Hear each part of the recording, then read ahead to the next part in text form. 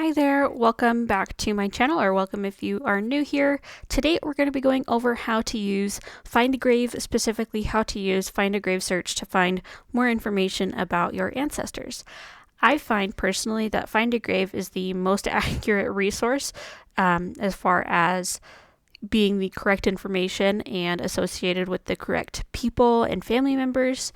And I like to use this maybe if I think that there's another child for an ancestor of mine, and I will look at their Find a Grave page and see if they have any other children associated with their person. So let's go ahead and search for a few people.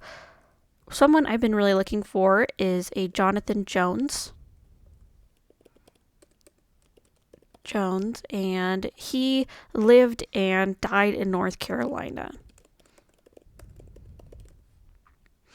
So I'm going to select North Carolina.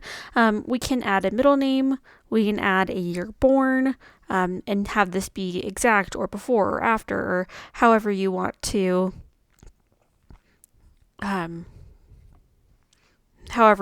search for it. You can do the same thing with the year died as well. You do have more options here. We can add a nickname or a maiden name or no grave photo or plot info if you want to add that as well. You can also say they had a spouse and add their spouse as well. I am going to hit search, and this will bring us a list of Jonathan Joneses that were buried in North Carolina. I didn't enter in any dates, so this will just be a huge list of all the Jonathan Joneses that died in North Carolina. And not all of them are going to be Jonathan. As you can see, this one has a J. Jones. And as we scroll down, we can see all the different J. Joneses, J.C. Jones. And we can scroll down to the very bottom, and there's a few pages. And we have 116 matching records. Let me scroll up real quick. If we go into the top Jonathan Jones's page, we can see different information. We see his name, the birth date, the death date, the place where he lived, where the burial site is. If we scroll down, we could see photos, which is also the profile photo of his grave site. I'm going to exit out there, memorial. We can also look and see that he does have family members here associated with him. He has a good amount of children here associated with him, his spouse.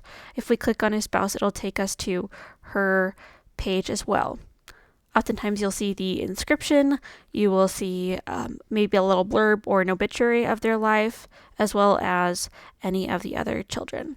Now, in my personal experience, this is going to be very, very, very accurate and is the most accurate source that I've found. So if these are the children Find a Grave is saying that your ancestor has, then they will be the children that your ancestor has with high accuracy.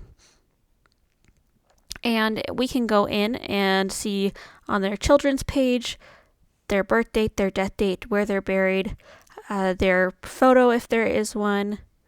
And then we also have parents and a spouse, siblings, and children. Now, if you're building out your family tree, this can be really, really helpful, especially if you're looking to find the cousin families on your tree rather than just go back as far as possible, because it does have these children and siblings and spouse and parent records associated with them on Find a Grave.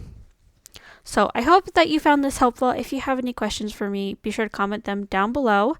And thank you so much.